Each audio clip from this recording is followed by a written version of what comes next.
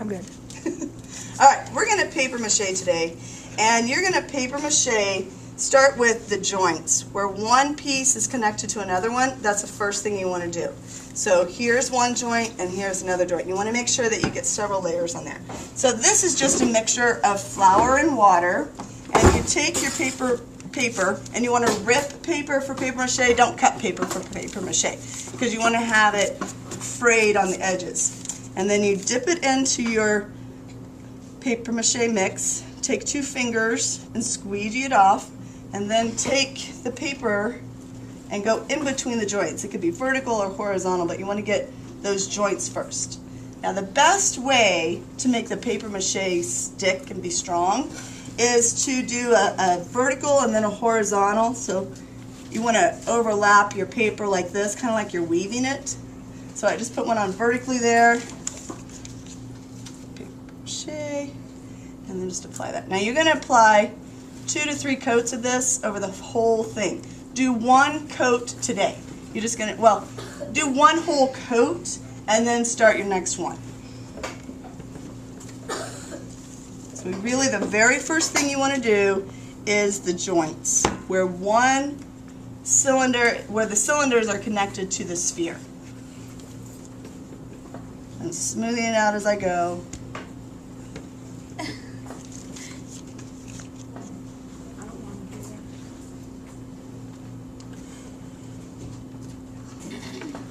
And just cover the entire thing. Ta-da! Okay, so you're going to paper mache today. This is a mixture of flour and water, about 50-50, with some glue in it too. I like to put glue in mine. It makes it stronger.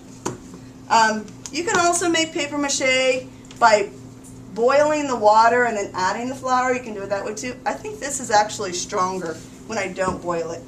If you boil it, it becomes clear. So you're going to take just ripped up paper, and it's important to use ripped paper, not cut paper, because you want to have these edges frayed. You want some of these little fibers to be loose so they start latching in. Alright, the first thing you do are your weakest points, and your weakest points are going to be where you have a cylinder attached to your sphere, so your neck attached to your body, and the foot attached to the body. So you're going to take your paper and dip it into this mixture, and then use your fingers like this to squeegee off the excess, and then you're going to make a connection that connects the top cylinder to the sphere and smooth each piece out.